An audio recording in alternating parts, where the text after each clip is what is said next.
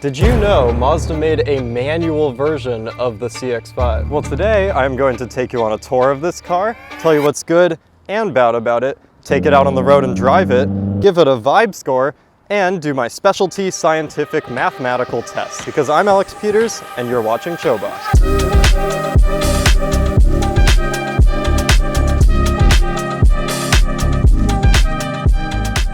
The easiest way to tell a Mazda is a Mazda is by this happy looking grille. And I believe this happy looking grille signifies that the car is happy to go around turns and that Mazdas are generally quite fun. Kind of like a little puppy dog, if puppies were cars, but we'll find out more about that later. The CX5 was the first car Mazda designed with their Kodo design language. Kodo translates to soul of motion. I want you to try to imagine for a second that you're back in 2014 when this Kodo design language had just come out. I mean, for 2014, it looks pretty good. Okay, maybe not this exact car with all this paint damage and stuff, but that was not me. That was actually my father, as this was previously his car.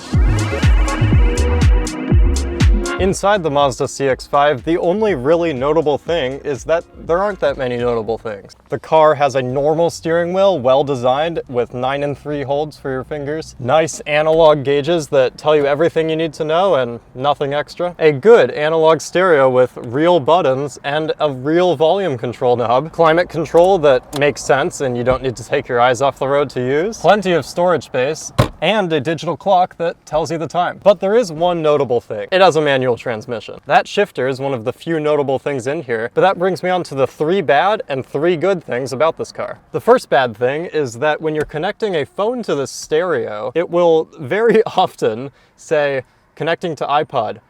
No iPod found. I'm like, well, yeah, I'm connecting an iPhone. It's not an iPod. The second bad thing about this car's interior is that the passenger seat actually does not lower. I don't know why Mazda couldn't make the passenger seat lower. Probably because it's the base model. The third annoying / bad thing in this interior is that when you put sunglasses in the sunglasses holder, they will rattle around and annoy you while you're driving. But that brings me on to the 3 good things about this car's interior, which is that it has a sunglasses holder, which is kind of rare these days. Another good thing is that the sun visors have extensions. Lots of sun-related things are good about this car. Maybe there's a lot of sun in Japan, I don't know. The last of my 3 good things about this car's interior is that the volume actually will raise as you go faster, and you can adjust how strong that setting is. Now let's get this manual SUV out on the road and drive it, huh?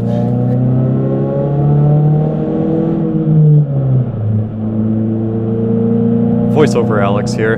Driving the CX5 is when you realize why the interior is just so classy and ergonomic. The car is highly driver focused. Nothing inside the car will distract you when you're on a twisty road. Does it feel like a puppy dog? No, it's a car, but it does feel pretty lively for its segment. Kinda like a Miata on stilts. It's not the most planted due to having pretty large sidewalls, but the car is more than willing to dance around a bend. In fact, the car feels most at home when you're driving at a decent rate down a tight road. The way it changes directions is, in a way, like a sports car. The steering weighs up in an engaging way that you only ever find in a Mazda. Even though it's an SUV, this CX5 encourages you to get out there and enjoy the road. Helping this car a lot in terms of fun factor is the transmission. The gear shifter is super precise and superbly satisfying. In fact, I've driven a handful of manual cars, and this one easily takes the cake of shifter feel. The clutch is so easy that I'm sure a toddler could use it if they just had longer legs. And with both short gears and a linear power band, you're forced to use that great transmission all the time. This car is nowhere near fast, but the excitement of the revs building up and the feeling of shifting this Mazda CX5 is enough to satisfy my personal itch for straight line fun. Around town, the Mazda CX5 is basically a stiffly sprung, sporty, upscale, entry-level SUV. The manual was only available in the base trim, so in the specific trim there is no backup camera. Small children behind your car are left up to chance. This car costs around $10,000 used, gets 31 miles per gallon combined out of a 2-liter inline-4 with 155 horsepower and 150 pound-feet of torque, and weighs in at about 3,200 pounds. Pretty light for an SUV.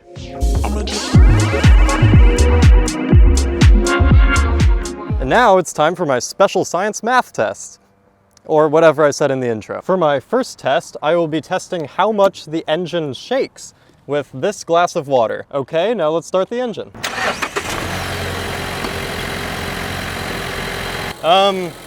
Looks like it shakes a little. Yeah, result, it shakes. For my second test, I will be testing the sound quality of the speakers. Now, this isn't necessarily something you can hear through your headphones on YouTube through my lavalier mic, but as someone who has a pretty decent collection of audiophile headphones, I will be giving you my opinion. And I've got the undisputed best song man has ever created.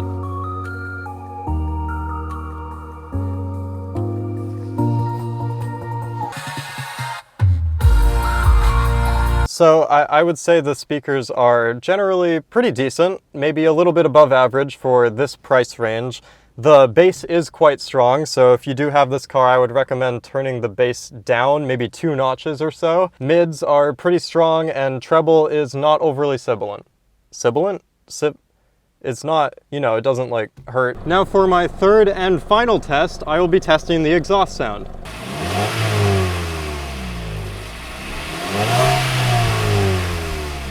Okay, now from the inside.